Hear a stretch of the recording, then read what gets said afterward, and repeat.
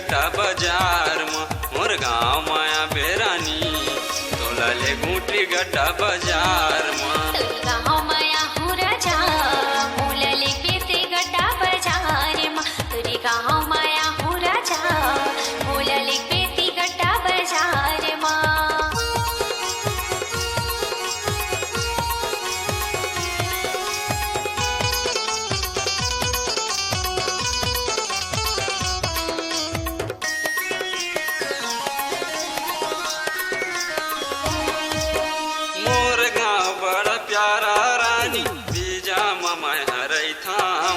मोर गाँव बड़ा प्यारा रानी बीजा मैं हरई थामो बीजा माया बेटा कोनो ला पूछबे बताही गोपाल के नाम रानी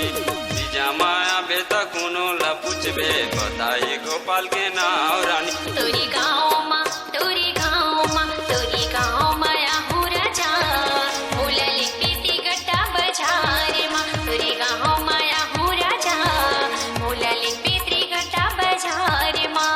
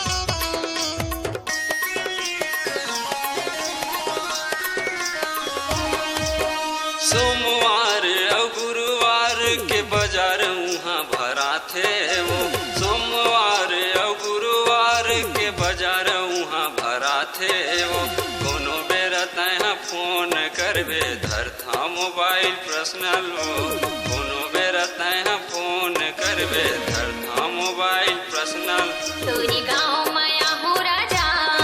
ले जा बेटी गड्ढा बाजार माँ तोरी गाँव माया हो राजा ले जा बेटी गड्ढा बाजार माँ मोर गाँव माया बेरानी तोला ले गुटरी गड्ढा बाजार